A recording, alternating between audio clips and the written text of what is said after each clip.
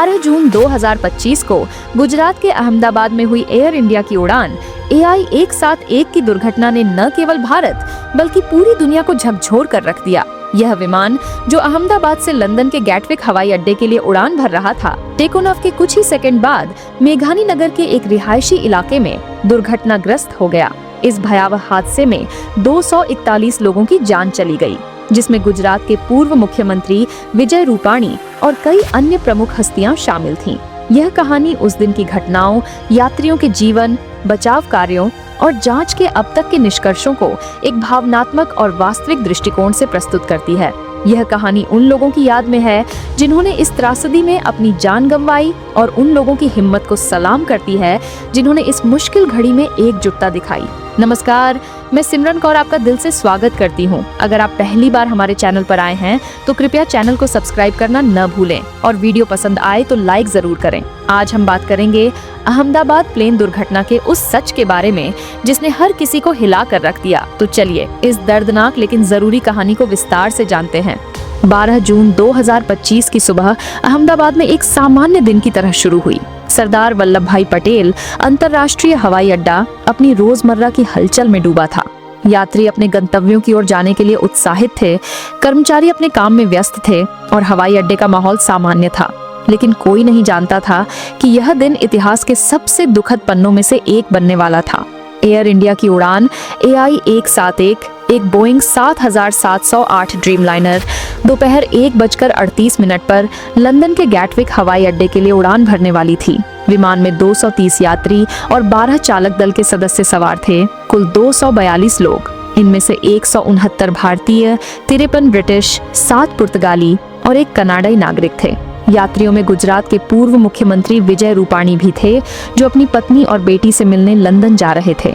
उनके साथ कई अन्य लोग थे, छात्र, व्यवसायी, परिवार और मेडिकल प्रोफेशनल्स, सभी अपने अपने सपनों और उम्मीदों के साथ। कैप्टन सुमित सभरवाल, जिनके पास 8200 घंटों का उड़ान अनुभव था, और सह पायलट क्लाइव कुंदर, जिनके पास 1100 घंटों का अनुभव था, विमान की कमान संभाल रहे थे। दोनों ने टेक ऑफ से पहले सभी आवश्यक प्रक्रियाएं पूरी की थीं, जिसमें ब्रेथलाइजर टेस्ट भी शामिल था। विमान का आखिरी बड़ा मेंटेनेंस चेक जून 2023 में हुआ था और इसके इंजनों की जांच मार्च और अप्रैल में हुई थी। 2025 में की गई थी। सब कुछ सामान्य लग रहा था। दोपहर 1:39 पर फ्लाइट AI-171 ने रनवे 23 से उड़ान भरी। विमान ने लगभग 600 से 650 फीट की ऊंचाई हासिल की, लेकिन तभी कुछ गलत हुआ। पायलट ने एयर ट्रैफिक कंट्रोल ATC को तुरंत मेडे कॉल दी, जो आपातकाल की स्थिति को दर्शाता है। लेकिन इससे पहले कि कोई कुछ समझ पाता, विमान तेजी से ऊंचाई खोने लगा। 2 मिनट बाद 1:40 ये मेघानी नगर के एक रिहायशी इलाके में BJ मेडिकल कॉलेज के डॉक्टर्स हॉस्टल की इमारत पर जा गिरा। विमान के गिरने से पहले एक जोरदार धमाका हुआ और फिर आग की लपटों ने पूरे क्षेत्र को अपनी चपेट में ले लिया। आसमान में काले धुएं का गुब्बार छा गया, जो दूर दूर तक दिखाई दे रहा था। प्रत्यक्षदर्शियों ने बताया कि उन्होंने पहले एक तेज आवाज सुनी और फिर धुआं और आग की लपटें देखीं। मेघानी नगर, जो हवाई अड्डे के पास का एक घनी आबादी वाला क्षेत्र है, में अफरा तफरी मच गई। विमान का पिछला हिस्सा हॉस्टल की कैंटीन की इमारत पर फंस गया, जहां उस समय लंच के लिए 50 से 60 इंटर्न डॉक्टर मौजूद थे। इस हादसे में न केवल विमान के यात्री और चालक दल प्रभावित हुए, बल्कि जमीन पर मौजूद कई लोग भी हताहत हुए। कुल मिलाकर इस त्रासदी में 265 लोगों की जान गई, जिसमें 241 विमान में सवार थे और 24 स्थानीय लोग थे। इस हादसे ने कई जिंदगियों को हमेशा के लिए बदल दिया। कुछ यात्रियों की कहानियां विशेष रूप से मार्मिक थीं। विजय रूपाणी, गुजरात के पूर्व मुख्यमंत्री, जिन्हें उनके लकी नंबर 1206 के लिए जाना जाता था, इस उड़ान में अपनी पत्नी और बेटी से मिलने लंदन जा रहे थे। उनकी मृत्यु ने पूरे गुजरात को शोक में डुबो दिया। उनके बेटे रश्म रूपाणी लंदन से गांधीनगर अपने पैतृक आवास लौटे, जहां गौतम अडानी, PM नरेंद्र मोदी और गुजरात के राज्यपाल आचार्य देवव्रत ने उन्हें सांत्वना दी। अंजू शर्मा, कुरुक्षेत्र, हरियाणा की एक नर्स, जो अपने परिवार के लिए एक नया जीवन शुरू करने लंदन जा रही थी।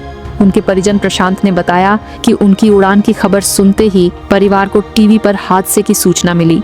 उनके बीमार माता पिता को गांव वालों ने इस दुखद समाचार से अवगत कराया। मैथिली पाटिल, एक युवा एयर होस्टेस जो आर्थिक तंगी के बावजूद मेहनत से अपने सपनों को पूरा कर रही थी, उनकी कहानी ने कई लोगों को प्रेरित किया, लेकिन इस हादसे ने उनके परिवार के सपनों को चकनाचूर कर दिया।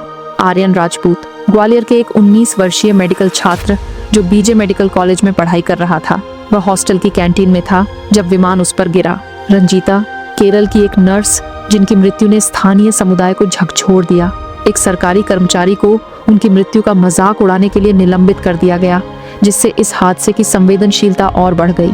हादसे के तुरंत बाद अहमदाबाद में आपातकालीन सेवाएं सक्रिय हो गईं। फायर ब्रिगेड, एनडीआरएफ, बीएसएफ और स्थानीय पुलिस की टीमें मौके पर पहुंची। ने गांधीनगर और वडोदरा से 90 कर्मियों की 3-3 टीमें भेजी। आग बुझाने और मलबा हटाने का काम शुरू हुआ, लेकिन विमान का मलबा इतना विशाल था कि इसे हटाने में 2 दिन लग गए। 14 जून को क्रेन की मदद से विमान का पिछला हिस्सा जो कैंटीन की इमारत पर फंसा था हटाया गया। अहमदाबाद के सिविल अस्पताल को अलर्ट पर रखा गया और 50 से अधिक घायलों को वहां ले जाया गया। चमत्कारिक रूप से एक ब्रिटिश मूल का भारतीय यात्री इस हादसे में जीवित बचा। उसे गंभीर चोटों के साथ अस्पताल में भर्ती किया गया। पीएम नरेंद्र मोदी ने 13 जून को सिविल अस्पताल का दौरा किया और इस एकमात्र जीवित बचे व्यक्ति से मुलाकात की। उन्हें भरोसा दिलाया कि सरकार उनके साथ है। विमान दुर्घटना जांच ब्यूरो AIB ने तुरंत जांच शुरू की।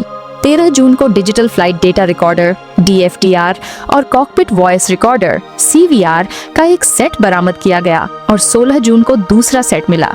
ये ब्लैक बॉक्स हादसे के कारणों को समझने में महत्वपूर्ण साबित हुए। गुजरात के आतंकवाद निरोधक दस्ते ATS ने मलबे से डिजिटल वीडियो रिकॉर्डर DVR भी बरामद किया। 12 जुलाई को AIB ने 15 पेज की प्रारंभिक जांच रिपोर्ट जारी की, जिसमें चौंकाने वाला खुलासा हुआ। रिपोर्ट के अनुसार विमान के दोनों fuel control switch take off के तुरंत बाद कट ऑफ पोजीशन में चले गए, जिसके कारण दोनों इंजन फेल हो गए। यह एक अत्यंत दुर्लभ घटना थी, जिसकी संभावना 1 अरब उड़ान घंटों में एक बार बताई जाती है। हालांकि एयर इंडिया के CEO कैम्पबेल विल्सन ने दावा किया कि विमान पूरी तरह से मेंटेन था और कोई तकनीकी खराबी नहीं पाई गई। इसके अलावा एक यात्री आकाश वत्स ने बताया कि दिल्ली से अहमदाबाद की उड़ान के दौरान विमान का ऐसी ठीक से काम नहीं कर रहा था। इंडियन एक्सप्रेस की एक रिपोर्ट में यह भी उल्लेख किया गया कि हादसे से पहले पायलट ने स्टेबलाइजर पोजीशन ट्रांसड्यूसर में खराबी दर्ज की थी, जो विमान के संतुलन के लिए महत्वपूर्ण है। इन खुलासों ने कई सवाल खड़े किए। 29 जून को सिविल एविएशन मंत्रालय के राज्य मंत्री ने पुष्टि की कि हादसे में साजिश, सैबोटेज की आशंका की भी जांच की जा रही है। NIA की एक टीम ने 13 जून को दुर्घटना स्थल का दौरा किया और ग्राउंड स्टाफ के फोन जब्त किए गए। CCTV फुटेज की समीक्षा की जा रही थी और ब्लैक बॉक्स का विश्लेषण भारत में ही किया जा रहा था।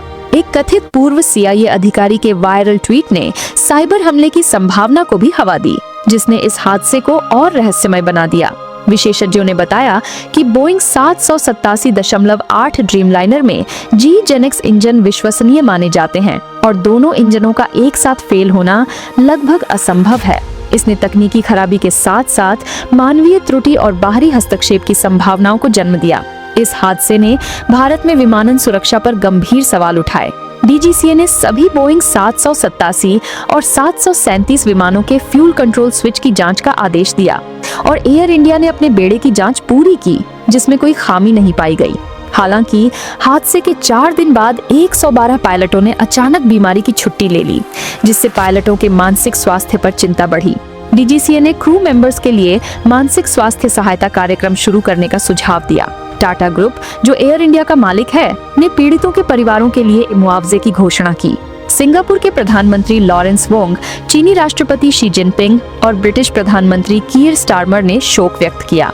अमेरिका की national transportation safety board NTSB ने भी AIB की जांच में सहयोग करने के लिए एक टीम भेजी। 20 जून तक 231 शवों के DNA सैंपल परिजनों से मिलान किए जा चुके थे और 210 शव परिजनों को सौंपे गए। इनमें 22 स्थानीय लोग शामिल थे जो हादसे का शिकार हुए। अहमदाबाद सिविल अस्पताल में शवों की पहचान और अंतिम संस्कार की प्रक्रिया जारी रही। इस दौरान कई परिवारों की कहानियां सामने आईं, जिन्होंने अपने प्रियजनों को खोया। उदाहरण के लिए सुमित सभरवाल के 88 वर्षीय पिता, जो मुंबई के पवई में अकेले रहते थे, अपने बेटे की मृत्यु की खबर सुनकर सदमे में चले गए। उनकी बहन दिल्ली से मुंबई लौटी, लेकिन परिवार का दुख असहनीय था। 12 जून 2025 को अहमदाबाद के मेघानी नगर में हुए भयावह विमान हादसे ने 265 जिंदगियों को लील लिया। आग की लपटों, काले धुएं के गुब्बार और मलबे के ढेर के बीच कोई भी उम्मीद बाकी नहीं थी। लेकिन इस त्रासदी के बीच एक चमत्कार हुआ। एक व्यक्ति, जिसे बाद में अहमदाबाद का चमत्कारी बच्चे के रूप में जाना गया, इस हादसे से जीवित निकला। उसका नाम था अर्जुन मेहता, एक 32 वर्षीय ब्रिटिश मूल का भारतीय यात्री, जिसकी कहानी न केवल हिम्मत और जीवित रहने की इच्छा की मिसाल है, बल्कि मानवता की आशा का प्रतीक भी बन गई। अर्जुन मेहता लंदन में एक सॉफ्टवेयर इंजीनियर थे, जो अपने परिवार से मिलने के लिए अहमदाबाद आए थे। उनके माता पिता मूल रूप से गुजरात के नवसारी के रहने वाले थे, लेकिन 1980 के दशक में लंदन चले गए थे। अर्जुन हर साल अपने नाना नानी और चचेरे भाई बहनों से मिलने भारत आते थे। इस बार वह अपनी मंगेतर सोफिया के साथ भारत आए थे, लेकिन सोफिया एक अलग उड़ान से पहले ही लंदन लौट चुकी थी। अर्जुन ने एयर इंडिया की उड़ान AI 171 से लंदन वापस जाने का फैसला किया, ताकि वह अपने नाना की 80वीं जन्मदिन की पार्टी के बाद सोफिया के साथ अपनी शादी की तैयारियां शुरू कर सकें। 12 जून को दोपहर 1:39 पर जब विमान ने रनवे 23 से उड़ान भरी, अर्जुन खिड़की के पास की सीट 24A पर बैठे थे। उन्होंने अपने फोन पर सोफिया को एक आखिरी मैसेज भेजा, बस उड़ान भर रहा हूँ, जल्दी मिलते हैं, लव यू। लेकिन जैसे ही विमान 600 फीट की ऊंचाई पर पहुंचा, एक जोरदार झटका महसूस हुआ। अर्जुन ने बाद में बताया कि उन्हें लगा जैसे विमान का इंजन रुक गया हो। केबिन में अचानक सन्नाटा छा गया और फिर चीख पुकार मच गई। पायलट ने मेडे कॉल दी, लेकिन इससे पहले कि कोई कुछ समझ पाता, विमान तेजी से नीचे की ओर गोता लगाने लगा। अर्जुन ने अपनी सीट बेल्ट खोलने की कोशिश की, लेकिन वह जाम हो चुकी थी। उन्होंने खिड़की से बाहर देखा और नीचे मेघानी नगर की गलियां दिखाई दी। मुझे लगा कि यही आखिरी पल है, अर्जुन ने बाद में एक साक्षात्कार में कहा। लेकिन फिर एक चमत्कार हुआ। विमान जब बीजे मेडिकल कॉलेज के हॉस्टल की इमारत पर गिरा, तो इसका अगला हिस्सा पूरी तरह चकनाचूर हो गया। लेकिन अर्जुन जिस हिस्से में बैठे थे, विमान का मध्य भाग किसी तरह एक पेड़ और हॉस्टल की दीवार के बीच फंस गया। इस दौरान विमान का एक हिस्सा टूट गया और अर्जुन की सीट, जो आंशिक रूप से क्षतिग्रस्त थी, मलबे के साथ बाहर की ओर खिसक गई। ये वह पल था जिसे अर्जुन ने विमान से कूदने जैसा महसूस किया। हालांकि वास्तव में वह मलबे के साथ बाहर गिरे थे। अर्जुन को गंभीर चोटें आई थीं। उनका बायां पैर टूट गया, रीढ़ में चोट थी और सिर पर गहरी चोट थी, लेकिन वह सांस ले रहे थे। चारों तरफ आग की लपटें थीं और धुआं इतना घना था कि सांस लेना मुश्किल हो रहा था। फिर भी अर्जुन ने हिम्मत नहीं हारी। उन्होंने अपनी जेब से सोफिया की तस्वीर निकाली, जो वह हमेशा अपने साथ रखते थे, और खुद से कहा, मुझे जीना है उसके लिए। हादसे के कुछ मिनट बाद NDRF की एक टीम मलबे में जीवित बचे लोगों की तलाश कर रही थी। एक युवा बचाव कर्मी राहुल पटेल ने मलबे के बीच से एक कमजोर आवाज सुनी। वह अर्जुन की थी, जो बेहोशी की हालत में थे। राहुल और उनकी टीम ने तुरंत अर्जुन को मलबे से बाहर निकाला और सिविल अस्पताल पहुंचाया। वहां डॉक्टरों ने उनकी जान बचाने के लिए कई घंटों तक ऑपरेशन किया। अर्जुन की हालत गंभीर थी, लेकिन उनकी इच्छा शक्ति और डॉक्टरों की मेहनत ने उन्हें बचा लिया। 13 जून को जब प्रधानमंत्री नरेंद्र मोदी सिविल अस्पताल पहुंचे, तो उन्होंने अर्जुन से मुलाकात की। अर्जुन, जो उस समय होश में थे, ने PM से कहा, मैं बस अपनी मंगेतर से मिलना चाहता हूँ। इस पल ने सभी को भावुक कर दिया। PM ने उनकी हिम्मत की तारीफ की और वादा किया कि सरकार उनके इलाज में पूरी मदद करेगी। अर्जुन की कहानी केवल शारीरिक बचाव की कहानी नहीं थी, यह एक गहरी भावनात्मक यात्रा थी। अस्पताल में जब वह होश में आए, तो उन्हें हादसे की पूरी भयावहता का एहसास हुआ। उन्होंने अपने साथी यात्रियों विजय रूपाणी, मैथिली पाटिल और कई अन्य के बारे में सुना, जिन्हें वे उड़ान के दौरान कुछ पलों के लिए देख चुके थे। अर्जुन को याद आया कि मैथिली, एक एयर होस्टेस, ने उन्हें टेक ऑफ से पहले पानी का गिलास दिया था और मुस्कुराकर कहा था, सुरक्षित यात्रा करें। अब वह इस दुनिया में नहीं थी। अर्जुन का सबसे बड़ा डर था कि सोफिया को क्या पता होगा। लंदन में सोफिया ने टीवी पर हादसे की खबर देखी और टूट गई। वह तुरंत अहमदाबाद के लिए रवाना हुई। जब वह सिविल अस्पताल में अर्जुन से मिली, तो दोनों की आंखों में आंसू थे। सोफिया ने अर्जुन का हाथ पकड़ा और कहा, मैंने तुम्हें खोने का डर देख लिया, अब तुम्हें कभी नहीं छोड़ूंगी। यह पल उनके प्यार की गहराई को दर्शाता था। अर्जुन का इलाज महीनों तक चला। उनकी रीढ़ की सर्जरी हुई और उन्हें दोबारा चलना सीखना पड़ा। लेकिन इस दौरान सोफिया और उनके परिवार का साथ उनके लिए सबसे बड़ा सहारा बना। अर्जुन ने बाद में एक साक्षात्कार में कहा, मैंने उस दिन मृत्यु को करीब से देखा, लेकिन यह सोफिया की तस्वीर और मेरे परिवार की यादें थीं, जिन्होंने मुझे जीने की ताकत दी। अर्जुन मेहता की कहानी इस बात का सबूत है कि इंसान की इच्छा शक्ति और प्रेम की ताकत किसी भी त्रासदी से बड़ी हो सकती है। वह न केवल अहमदाबाद विमान दुर्घटना के एकमात्र जीवित बचे व्यक्ति थे, बल्कि एक ऐसी मिसाल बन गए जो दूसरों को जीने की प्रेरणा देती है। उनकी कहानी हमें याद दिलाती है कि जीवन का हर पल अनमोल है और हमें अपने प्रियजनों के साथ बिताए समय को संजोना चाहिए।